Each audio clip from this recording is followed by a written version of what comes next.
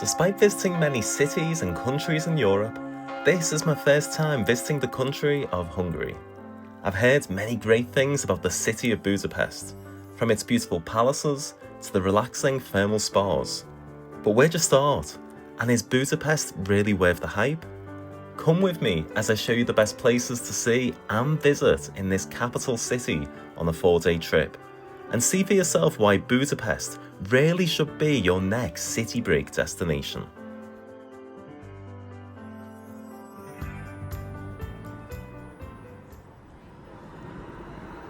After checking into our hotel and dropping our bags off, there's only really one place that we wanted to head to first. So just arrived this morning here in Budapest, taking a walk along the Danube, and I have committed the cardinal sin. I'm wearing a football shirt on holiday. There's a good reason for that. Liverpool are going to win the league today, so I make excuses for league titles. But come with me as I have a little look around Budapest and show you some of the best sights to see. A beautiful late spring's day in Budapest, there's no better thing to do than to stroll along the Danube, the famous waterway that cuts the city in two, with the Buda side on the west and Pest on the east. It's the eastern Pest side that we're exploring first, taking in its many wonderful and interesting sights. So behind me we've got the Szechenyi chain bridge. This was designed in the 1840s and completed in 1849. And at the time of its completion, it really was a feat of engineering. It was the first bridge to cross the Danube in Hungary, and it was also one of the longest suspension bridges at the time of its construction. It's a landmark of the city. You've got to see it in both the daytime and also the nighttime, and I'll show you what it looks like in the nighttime as well. And you've got to take a walk along it also. And also, it's a key landmark between the two cities, between Buda and Pest, between the west and the east. It really is filled with symbolism and history, so make sure that you visit this right here whilst here in Budapest. And just looking back at the chain bridge, you'll see the famous lions that stand guard on each side of the bridge. Legend had it that the architect for these statues forgot to give them tongues, and because of the shame, threw himself into the Danube as a result. Now this isn't true. They very much have tongues, though not visible from ground level, and the sculptor died of old age rather than from his own shame. We'll come back to the chain bridge a little bit later on, but now it's time for food. We headed to a cool little place called the Goat Herder. Their coffees are spot on, and the lunch options are pretty good too. A good spot to recharge and relax.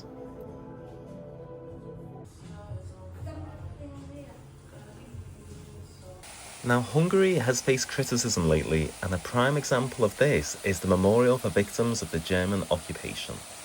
It's a complex topic. Hungary collaborated with Nazi Germany during World War II and was complicit in the Holocaust.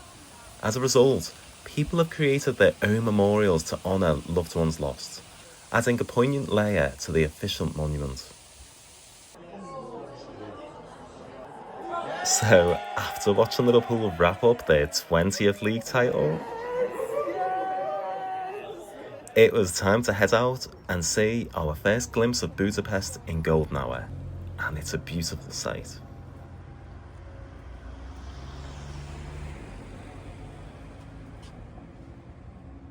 I'm a happy bunny. Liverpool have just won the league. I'm walking across Szechenyi chain bridge in the evening time, getting this golden hour sunset right behind me. What more could you wish for? Well, I'd want to be in Liverpool celebrating, but this is the second best thing. Let's celebrate.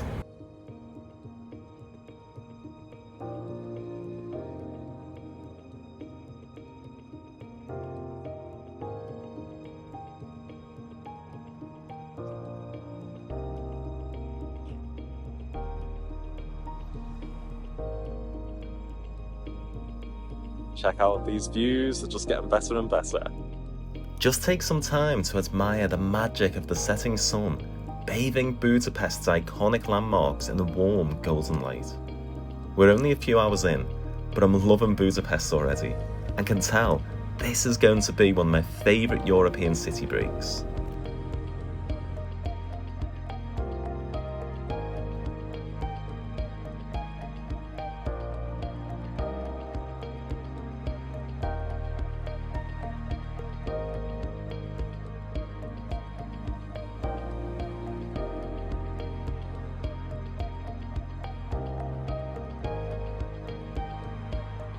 Budapest is home to many gloriously quirky things like these little bronze statues by Michele Colocco, where there are dozens to discover across the city.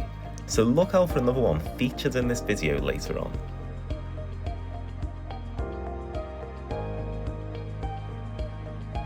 Even strolls across the Buda side, and right across from me there is the Hungarian Parliament building, all lit up in all its glory. It's a beautiful, gorgeous building, and you can't help but just admire it.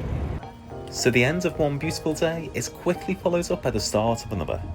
We headed over to the picturesque city park area of Budapest for our next famous landmark. Can you guess what it is yet?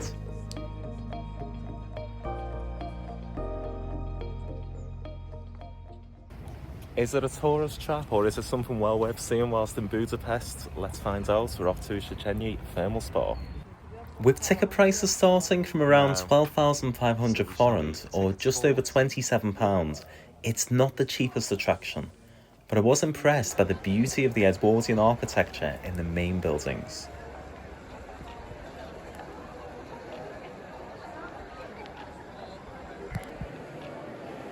The baths are a mixture of indoor and outdoor pools.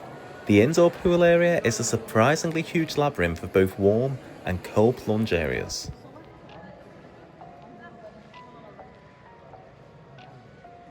Stepping outside, you'll find 3 large baths, though the middle swimming pool was closed for refurbishment on the day that I visited.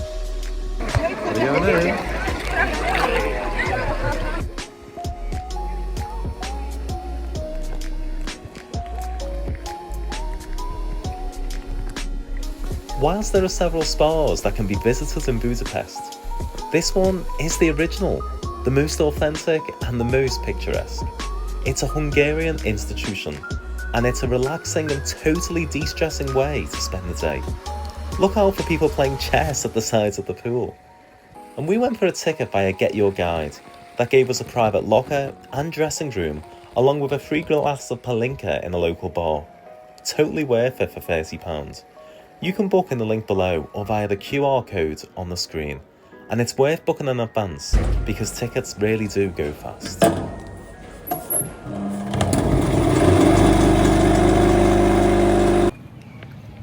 Finished visiting the Szechenyi Spa.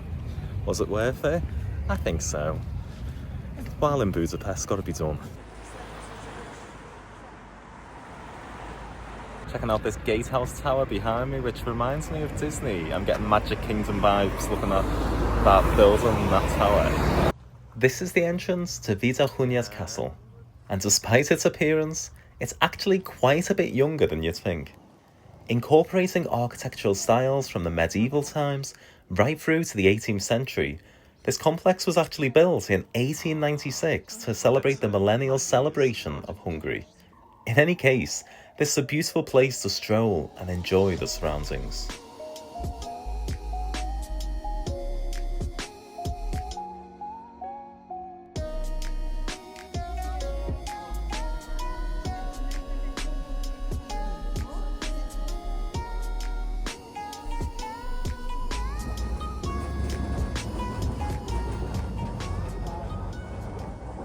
Heading back to the banks of the Danube, we came across the sombre and poignant Shoes on the Danube Bank memorial. Thousands of Jews were massacred on the banks of this river during World War II. Before they were killed, they were asked to remove their shoes prior to being shot. The reason? Greed. Shoes were valuable and could be resold. It's a commemoration of events that we hope are consigned to history, but we remember the innocent lives of those brutally taken long before their time.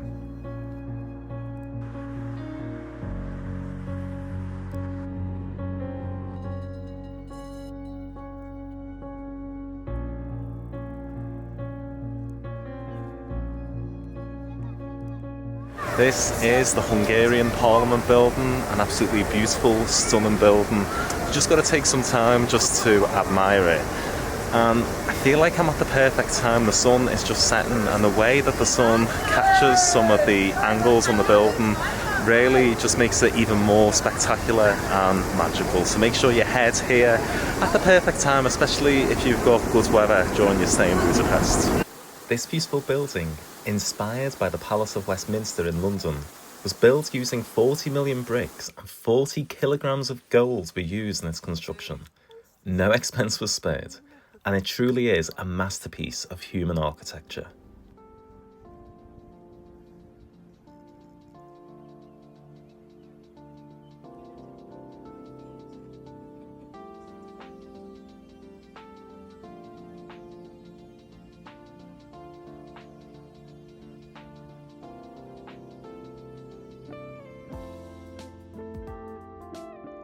It's time for food, and there's nothing better than trying out some authentic Hungarian cuisine. Say hello to langos, a donut-style flatbread typically with bacon and sour cream on top.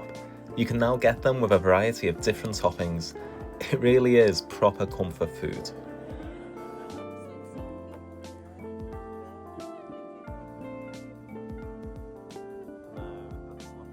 After heading to get our free glass of palinka that was included in our thermal baths ticket, we had a little look around Gozdu Unvar, a trendy district with bars and clubs. Not really my scene, and a bit disconcerting that this has been built on the site of Budapest Jewish ghetto during World War II, which has been barely remembered with a fragment of a memorial wall. But we finished the night off watching a mesmerisingly beautiful tribute to Imre Dózsa, Hungarian ballet master, on the facade of Dresla Balota, the former home of the Ballet Academy.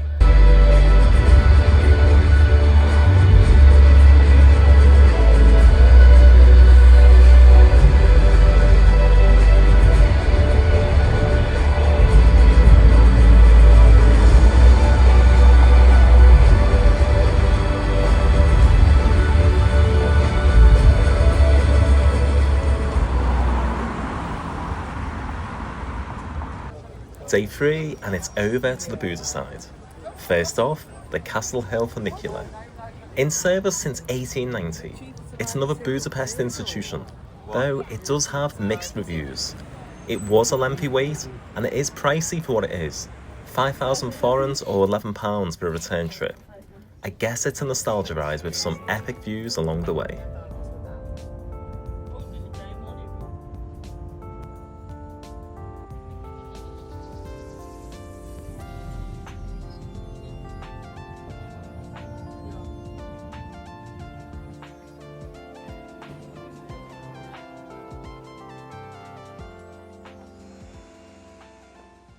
This is Buda Castle, home to the official residence of Hungary's president. This sprawling complex has been a witness to centuries of Hungarian history and dynasties. For many people, the castle complex is the first place to visit on a trip to Budapest. So let's have a little look around. St. Matthias Church right behind me, and also Fisherman's Bastion just behind that. It's a beautiful area of Budapest, but it is busy here. Matthias Church is an absolutely beautiful building with its breathtaking Gothic architecture and unique roof design. But this isn't the only thing that's so magical about this place.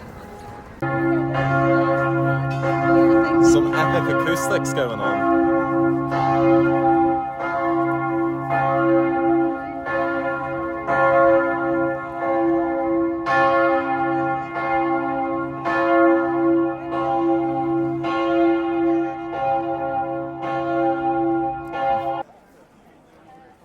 Moving over to Fisherman's Bastion, this is home to the fairy tale viewpoint of Budapest that is so famous. It's an Instagrammer's heaven, but despite the cliche, it's a beautiful place to linger and explore. Just prepare to share the space with a lot of people.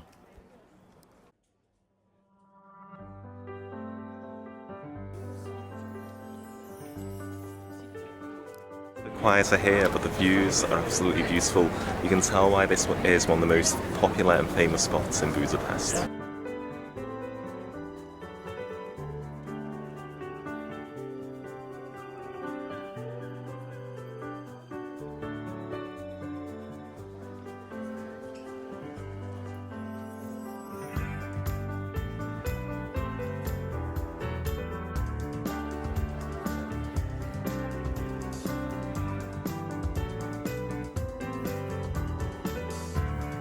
$1,500 forints to get up to the top of Fisherman's Bastion, but you're treated to views just like this. And you're a little bit away from the crowds as well. So go for it. I think it's dirt cheap, well worth it for the price. This is the upper level of Fisherman's Bastion, and for the equivalent of just over £3, you can explore more of the exquisite building, have unrestricted views of the city, and have a bit more space to yourself. It might not be everyone's cup of tea, but for a more tranquil view of this area, I thought it was totally worth it.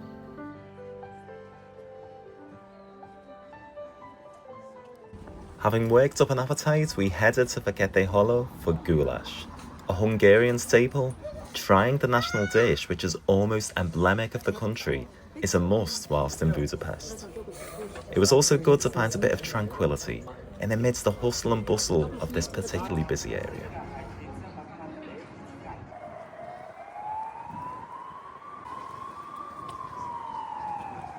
Apart from the sounds of that engine, this really is quite a tranquil part of Buda town. This is still part of the castle grounds, but you get to see the sprawling hills, the rolling hills that are all around. It's just nice just to be able to take some time away from the hustle and the bustle and just enjoy these views all around. And this part of the castle complex really isn't that busy either, so you can take some time just to unwind and relax.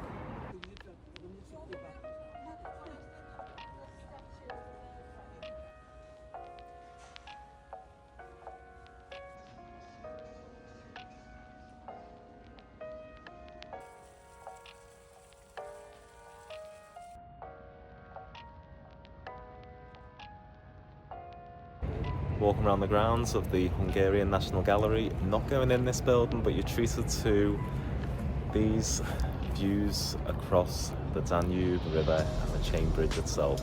In reality, you can get this all over Budapest. It's just a beautiful city to explore. One of the best things about visiting the Buda Castle complex is that you can wander and admire the variety of buildings on show for free. True, there's a fee to enter the museums and galleries, but if you're happy with admiring the architecture and vistas all around, then exploring the outside areas will be perfect for you.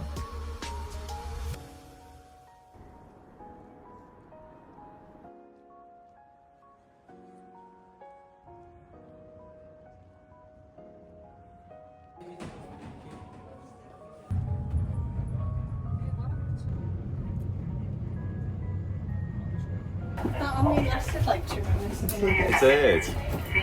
That's the end of the funicular. I struggle to say that word. And because we couldn't see the track. En route to Margaret Island, we spotted a happy little worm looking out across the river. And I've got to say, I think I was as content as him at this point. A brief stop to the island in the middle of the two sides of Budapest, accessible via Arpad Bridge. I did wish we had a bit more time here. It's called the Green Lung of Budapest, and it's a place where you can truly get away from it all in the middle of the big city. And now, a rite of passage that everyone must do whilst in Budapest. A sightseeing cruise across the Danube. You're spoiled for choice when it comes to options, but I do think we went with the perfect cruise. Here we go! Hey! This is the Unlimited Prosecco Sightseeing Cruise, but make sure you get here early because it is extremely popular. I'm glad I'm not at the back of that queue. There are several cruises throughout the day, but we went for the cruise that coincided with sunset, and it truly was a magical experience. My top tip, book in advance, because the sunset cruises do get booked up. As mentioned, this was an unlimited Prosecco cruise, and the staff aren't stingy with the amount of Prosecco that you're able to have. It's free flowing, and they're constantly coming around with a top-up. For the equivalent of £21, it truly is money well spent. To help you out, I provided the link to this cruise in the description below, or via the QR code that's on the screen right now. I really wouldn't want you to miss out, as it really was the highlight of the trip, as I'm sure you can tell from these beautiful scenes.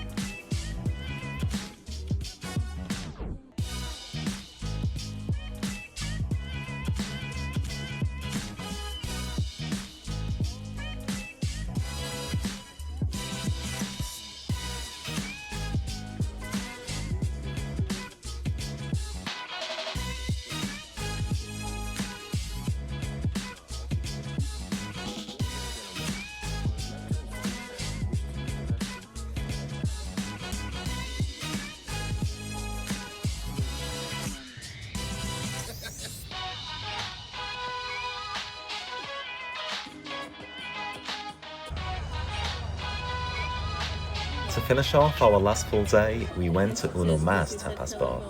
Okay, it's not Hungarian, but being a major city, you're gonna get cuisine from all over the world, and that is perfectly fine. Let me tell you, that is how I describe the food in this place. It was the restaurant of the trip, and a fitting end to a wonderful day.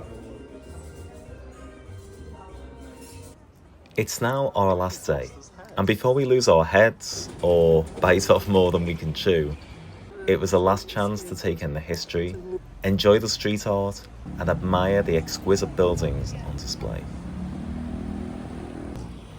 But we had one last place in mind that we wanted to venture to.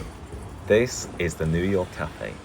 Said to be the most beautiful cafe in the world. Would it live up to its hype? The building is certainly a stunning piece of architecture and is well worth a visit, but the food, I was left very disappointed and underwhelmed. Oh well, you'd never know unless you give it a try. It's a beautiful building, but it's service with a snarl rather than service with a smile. As I bid farewell to Budapest, I'm left with unforgettable memories of this stunning city. From the grandeur of the Parliament building, to the rich cultural experiences and mouth-watering food. Every moment was a treasure. This city truly ranks among the best in Europe, on par with Berlin and Porto in my book. If you've been to Budapest, I'd love to hear about your favourite experiences in the comments below. And if you've enjoyed this video, please give me a like and hit the subscribe button below. My next trip is just around the corner, and I'll have more travel content and reviews soon enough. But until then, it's ciao for now. Sam, he's taking a selfie.